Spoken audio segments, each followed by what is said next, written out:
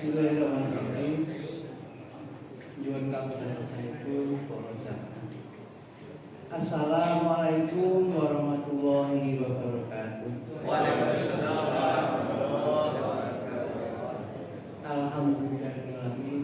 Segala puji bagi Allah Subhanahu wa taala yang telah melimpahkan rahmat hidayah pada kita semua sehingga pada pagi hari ini kita masih diberi kekuatan iman dan diberi Islam serta ihsan sehingga kita dengan ringan melangkahkan kaki ke Masjid Baitul Subuh untuk melaksanakan sholat subuh berjamaah dan insya Allah dilanjutkan dengan kajian pada subuh. Salawat dan salam semoga tetap tercurah kepada junjungan kita Nabi Agung, Nabi besar Muhammad Sallallahu Alaihi Wasallam. Ibu-ibu, bapak-bapak, jamaah sholat subuh yang berbahagia dan insya Allah dirahmati Allah Subhanahu Wa Taala. Hari ini Jumat tanggal 10 Mei 2024. Seperti biasa, Masjid Baitul Subuh menyelenggarakan kajian batas subuh. Hari ini Bapak Ustadz kita, Ustadz Fulkur Hadi belum nampak dan masih OTW, maka untuk itu nanti akan diisi oleh beliau-beliau yang berkompeten, mungkin Prof. Sabar atau Mas Ustadz kita, Ustadz Yanto. Monggo nanti untuk mengisi waktu bisa diisi dengan tausiah spesialis masing-masing. Ibu-ibu, bapak-bapak, jamaah sholat subuh yang berbahagia dan insya Allah dirahmati Allah Subhanahu Wa Taala.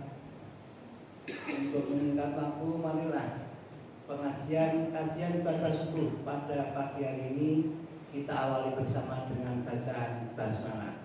Bismillahirrahmanirrahim. Assalamualaikum warahmatullahi wabarakatuh. Waalaikumsalam warahmatullahi wabarakatuh. Innal hamdalillah nahmaduhu wa nasta'inuhu wa nastaghfiruh wa na'udzu billahi min shururi anfusina wa min sayyiati a'malina. May yahdihillahu fala mudilla lahu wa may yudlil fala hadiya lahu. Asyhadu an la ilaha illallah wa la syarika lahu wa asyhadu anna Muhammadan abduhu wa rasuluh la nabiyya ba'dahu ma ba'd. Sampai mana terakhir kita baca tafsirnya?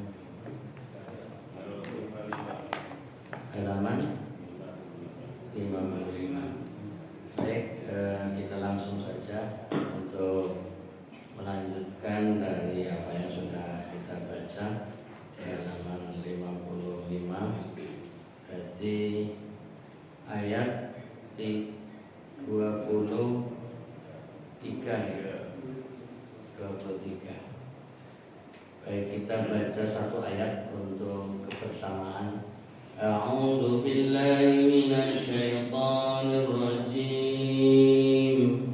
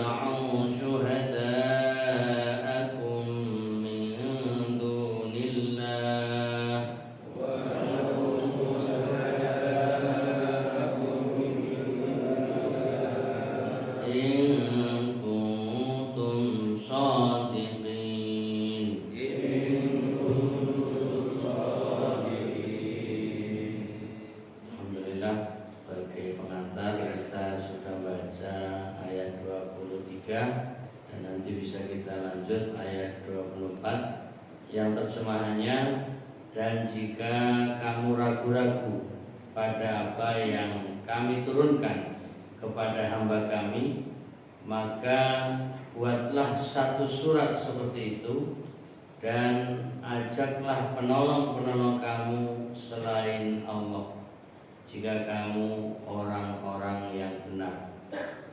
Sebelum masuk lebih lanjut keterangan ringkas maupun tafsirnya, sebagai gambaran bahwa inilah keistimewaan Al-Quran, berani menantang.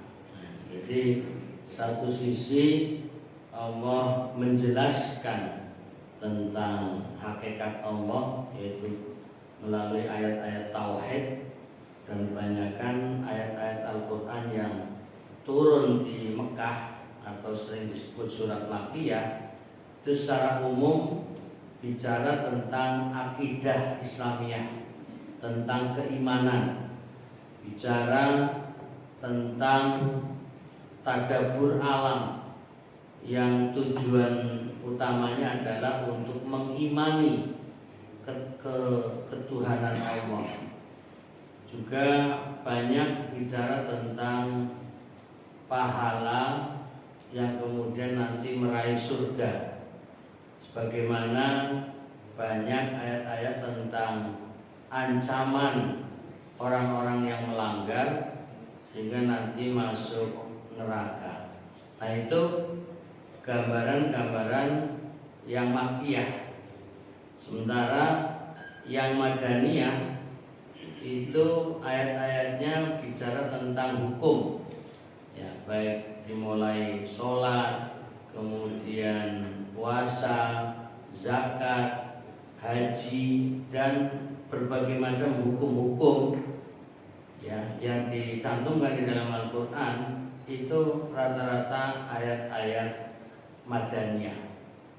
Kemudian sisi yang lain, dalam penyampaian baik itu tentang akidah, ibadah, ya, dan hukum-hukum itu dengan bahasa-bahasa yang indah. Jadi ayat-ayat Al-Quran itu selalu menampilkan keindahan bahasa. Nah, inilah satu di antara mukjizat yang Allah turunkan kepada Nabi Muhammad SAW. Lalu ada dan masih banyak orang yang menolak, bahkan menganggap ini adalah sihir dan lain sebagainya. Terlepas dari itu semua, kemudian Allah menurunkan sebuah ayat tantangan. Ya, kalau kalian tidak percaya atau bahkan merasa yang diturunkan Allah kepada Nabi Muhammad biasa-biasa saja, atau dianggap ini bisa dibuat oleh siapapun, maka Allah menantang, faktu bisurah.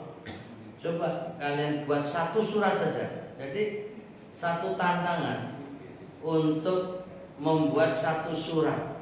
Padahal Allah kemudian menurunkan 114 surat yang tidak ada pertentangan satu dengan yang lainnya.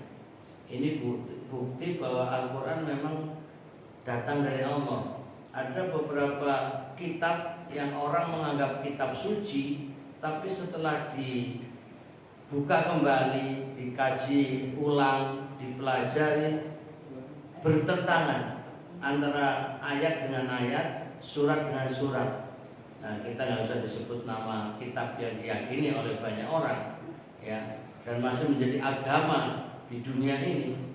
Tapi buktinya masih ada perbedaan dan pertentangan. Nah, itu menunjukkan itu sudah campur aduk, ya, antara yang memang murni ayat Allah dan buatan manusia. Berbeda dengan Al-Quran, ya, bahwa dalam ayatnya ini penuh dengan keindahan dan berani menantang siapapun.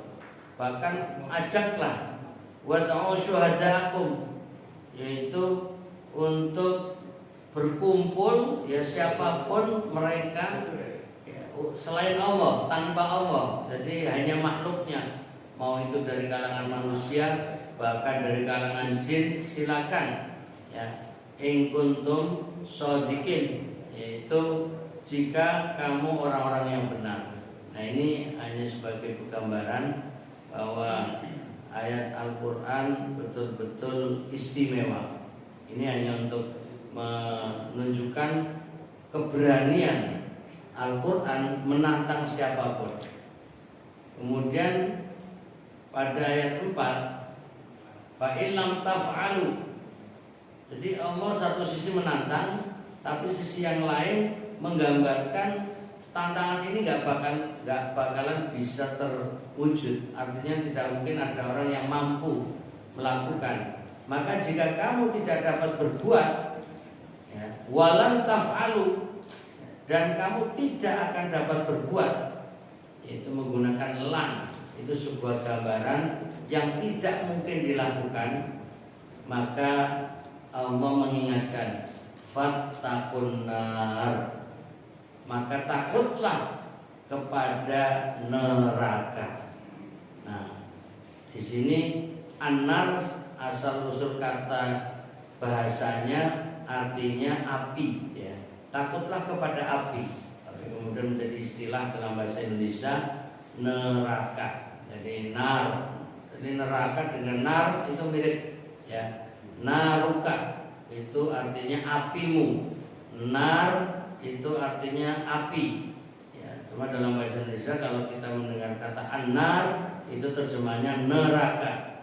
Lalu nar atau naruka, apimu, ini digambarkan allati waquduhan nas, ya, yang kayu bakarnya adalah anas. Jadi api menyala karena adanya manusia. Jadi bahan bakarnya manusia itu sendiri. Ini kan mengerikan sekali sebenarnya. Jadi nyalanya api itu dengan tubuh-tubuh manusia.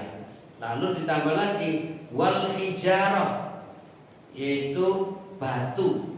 Lalu di sini dikaitkan batu yang dimaksud adalah batu berhala, al-hijarah. Ini untuk merendahkan bahwa orang-orang yang ingkar, orang-orang yang menolak kebenaran, orang-orang yang kafir, dan mereka juga yang menyembah berhala, mereka lah yang akan menjadi bahan bakar api neraka, yaitu manusia dan batu berhala itu sekaligus uiddat lil kafirin, disediakan bagi orang-orang kafir. Kita ucapkan na'udzubillahi min dzalik. Jadi diingatkan kalau baca Al-Quran yang mengandung unsur semacam neraka, ini kita mengucapkan semoga Allah melindungi kita semuanya. Namanya isti'adah. Itu yang dilakukan Nabi kalau mendapat ayat-ayat siksa, adab, da'a fasta'adah, yaitu Nabi berdoa dan minta dijauhkan. Dan sebaliknya kalau ada istibsyar, yaitu berita gembira tentang surga, maka Nabi berdoa da'a wa raghiba fi, dan menghendaki, menginginkan itu, atau tolaba, memohon. Nah, ini diantara etika kita membaca Al-Quran. Kalau membaca ada ayat-ayat pujian, maka kita juga sabbaha, Nabi itu bertasbih, dan seterusnya. Jamaah rahimahullah, mari kita baca keterangan ringkas dari dua ayat ini, ayat 23 dan 24 dari surat Al-Baqarah.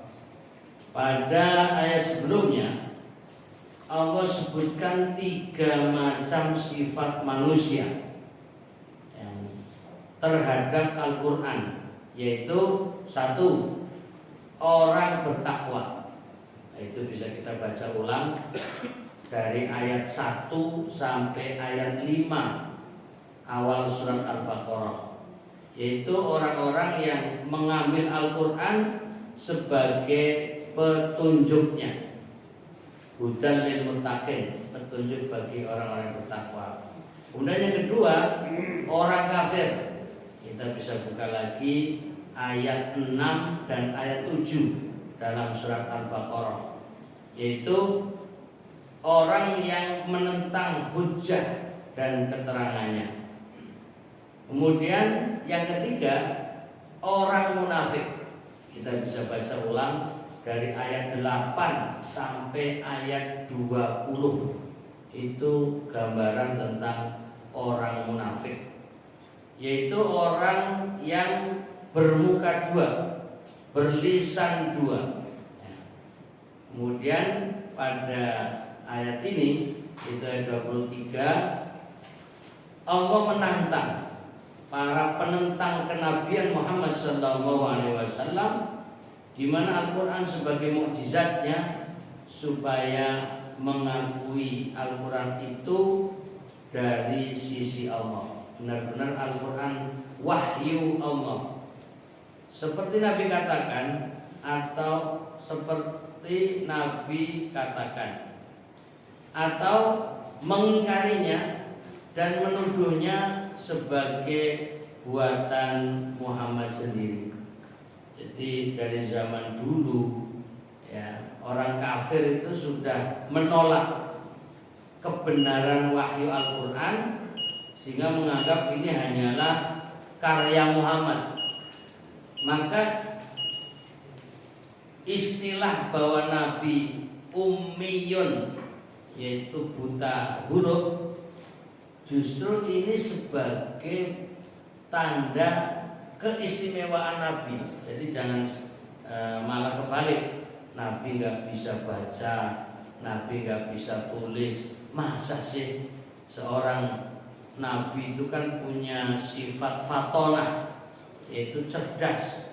Masa nggak bisa belajar sehingga bisa membaca, bisa menulis, yang itu.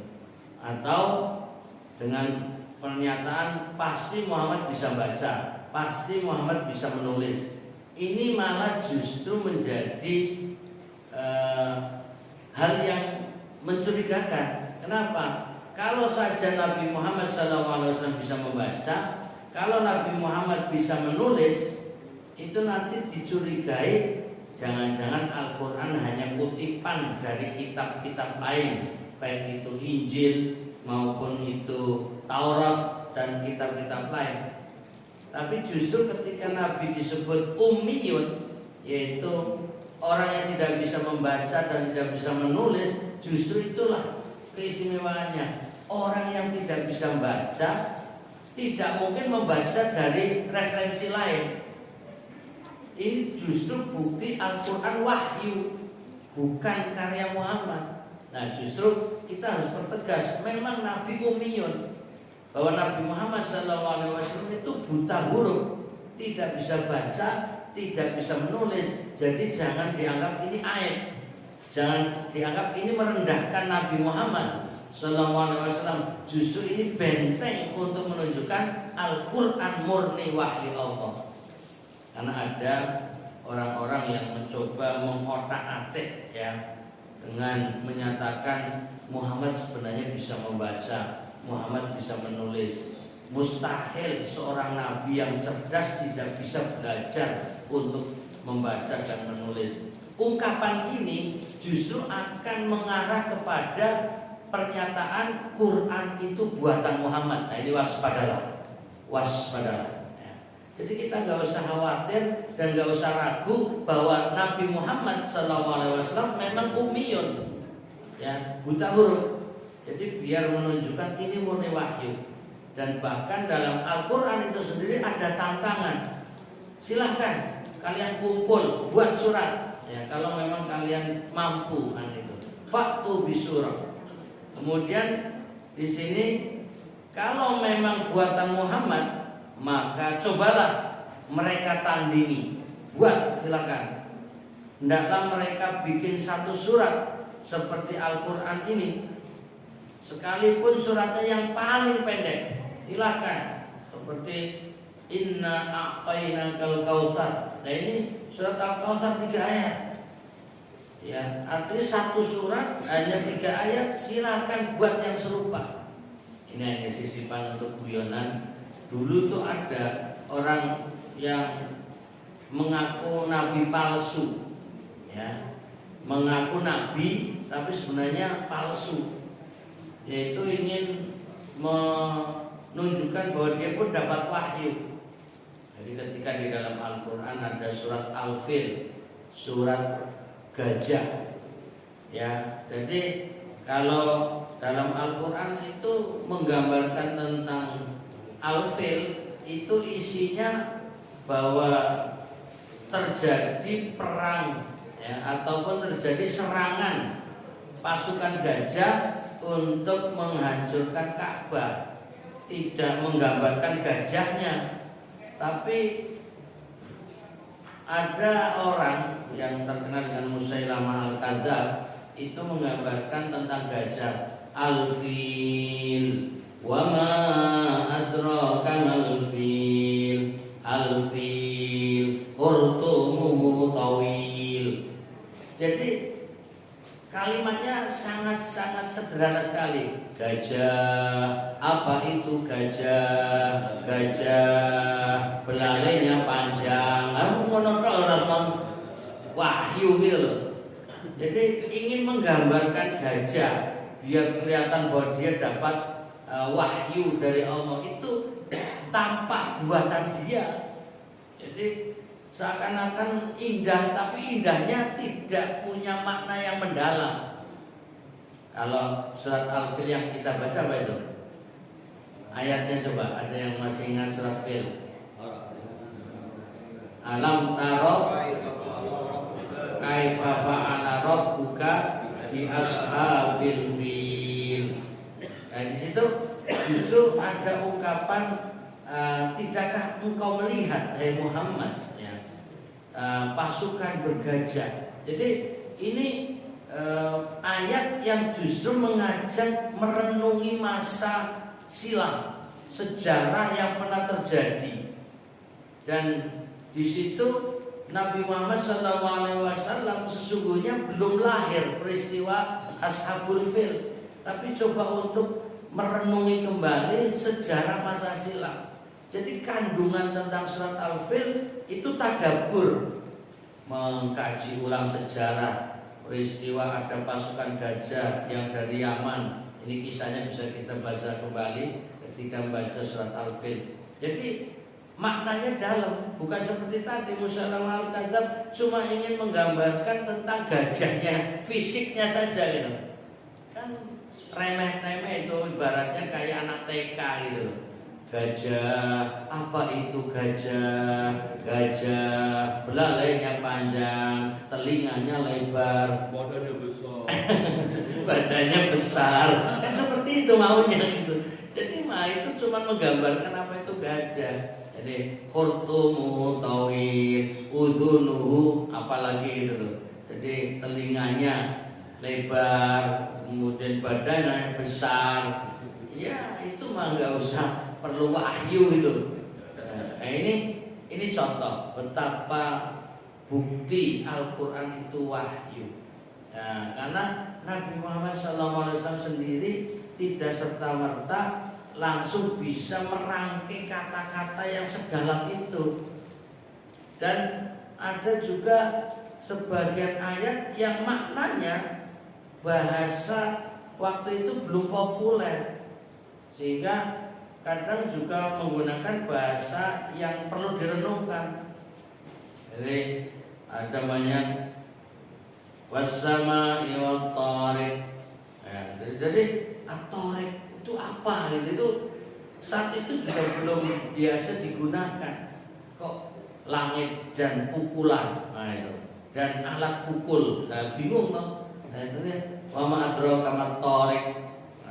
Nah ini jadi apa itu pukulan, apa itu getaran, apa itu alat pukul. Nah itu, tapi ternyata nanti at-thariq adalah nama bintang atau gambaran tentang bintang. Nah ini hal-hal yang seperti itu tidak selamanya langsung dipahami masyarakat itu untuk menunjukkan bahasa yang sangat mendalam. Bahkan banyak atau ada ayat Al-Quran yang Nabi Muhammad SAW belum pernah mengunjungi, belum pernah melihatnya, tentang lautan yang airnya tidak bisa bersatu Nabi nggak pernah ke sana. Kalau memang itu karya atau karangan Nabi Muhammad, itu karena habis berkunjung ke sana lalu membuat sebuah cerita. Jadi para sahabat, ya, umat Islam waktu itu mendengar ayat Al-Quran kadang juga tidak serta-merta langsung melihat faktanya. Ini bukti bahwa Allah memang yang menceritakan bahwa gunung bergerak, gunung bergeser, ya. Atau bicara tentang air hujan yang saat itu di sana juga jarang hujan. Bicara tentang ilmu kandungan, bagaimana proses janin dengan detailnya yang tidak semua orang waktu membaca atau menerima ayat itu langsung paham. Karena bicara tentang proses yang sangat detail, dan itu kalau bukan wahyu tidak mungkin, karena itu butuh alat untuk bisa mengungkap isi kandungan, proses janin itu pakai ilmu embriologi yang baru terungkap di era modern. Jadi banyak ayat-ayat Al-Quran yang baru bisa dipahami dengan alat bantu modern abad-abad belakangan ini, yang waktu itu belum bisa langsung dipahami secara detail. Ini bukti bahwa Al-Quran itu wahyu. Nah, ini untuk memantapkan kita. Kalau dibandingkan dengan kitab-kitab yang masih dianggap suci oleh banyak orang, itu akan tampak sekali Al-Quran itu wahyu. Dan kitab-kitab yang mereka anggap suci itu malah justru campur aduk antara memang ada isi wahyunya dengan tambahan-tambahan dari buatan manusia itu sendiri. Dan ada orang bilang kalau Al-Quran seluruh dunia yang bentuk kitab atau mushaf dikumpulkan dan dibakar di seluruh penjuru dunia, Al-Quran akan dalam waktu singkat bisa dicetak ulang. Karena banyak umat Islam di seluruh penjuru dunia hafal Al-Quran. Ya, 114 surat semua dihafal dengan urut dan rapi tertib. Beda kitab-kitab, umpamanya Injil. Orang Indonesia umpamanya menghafal Injil yang berbahasa Indonesia, ya kan? Lalu Injil-Injil yang ada dibakar. Kira-kira mereka bisa nggak menulis ulang gitu?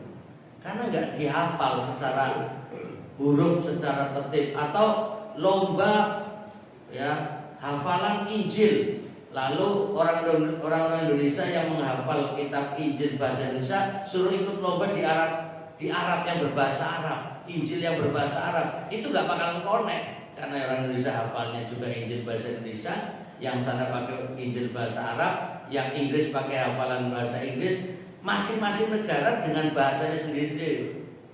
Sehingga nggak mungkin ada lomba hafalan Injil sedunia, nggak mungkin. Tapi kalau Al-Quran, mau itu orang Jawa, mau orang Amerika, mau orang Australia, mau orang Arab, mau orang Afrika, Eropa, kumpul hafalan Al-Quran mesti sama. Itulah kehebatan Al-Quran dihafal yang begitu banyak dan berat rumit tanpa ada ketinggalan satu huruf pun. Alhamdulillah kita punya kitab suci Al-Quran yang terpelihara. Kita bersyukur menjadi umat Islam yang pedomannya Al-Quran yang akan terjaga sampai hari kiamat. Berbeda dengan kitab-kitab, sekalipun kita wajib iman Injil, kita wajib iman Taurat, kita wajib iman Zabur dan kitab-kitab yang Allah turunkan kepada para nabi, tapi sifatnya iman saja. Tapi wujudnya kita yang masih perlu mengkaji ulang apakah yang ada itu masih murni wahyu Allah atau tidak. Jamaah rahimahullah, sudah terbit belum? 1 menit lagi. Terbitnya atau sholat suruhnya? Sholat suruhnya. Oh ya, baik. Kita sedikit lagi tambahkan. Ini untuk memantapkan saja penjelasannya. Bukankah mereka punya tokoh sastra dan bahasa, dan zaman mereka merupakan puncak kemajuan sastra? Bukankah mereka begitu berbangga dengan kehebatan sastra, dan banyak di kalangan mereka yang jempolan? Artinya di masa Al-Quran turun, orang-orang Arab itu kalau ngomong itu bahasanya indah, bahasanya sastra, balaghah, berkelas.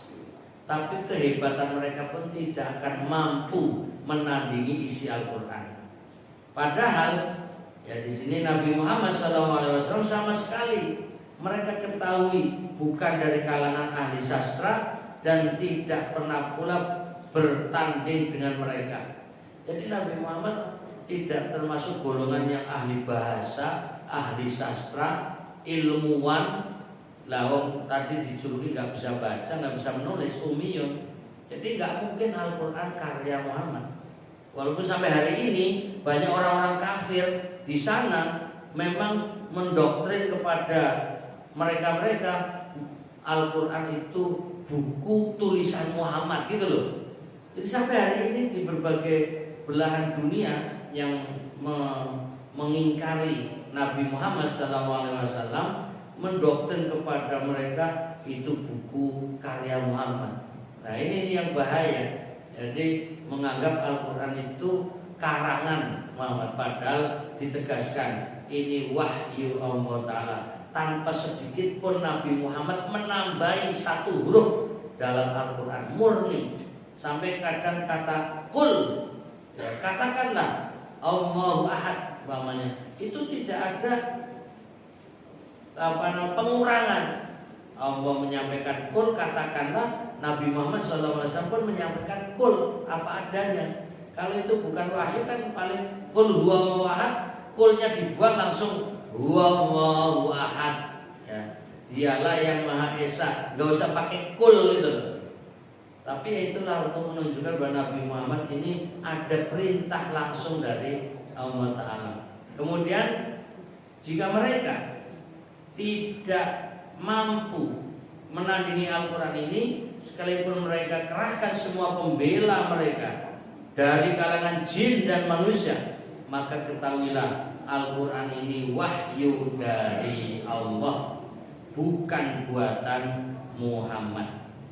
Jika ternyata tidak sanggup, ini sudah pasti tidak mampu, tidak sanggup melayani tantangan ini, maka terbuktilah kebenaran pengakuan Muhammad, yaitu Al-Quran ini dari Allah. Dan orang yang meragukannya berarti pengingkar kebenaran. Karena itu patutlah orang seperti ini dapat siksa neraka. Na'udzubillahi min dzalik. Mereka inilah yang jadi kayu bakarnya bersama batu berhala sesembahan mereka. Na'udzubillahi min dzalik. Demikian, sama rahmatullah. Nanti lebih lanjut tentang tafsirnya ya dari ayat 23 dan ayat 24 insyaallah pada pertemuan yang akan datang. Kita akhiri subhanakallahumma wa bihamdika asyhadu an la ilaha illa anta astaghfiruka wa atubu ilaik. Wa billahi taufiq wal hidayah.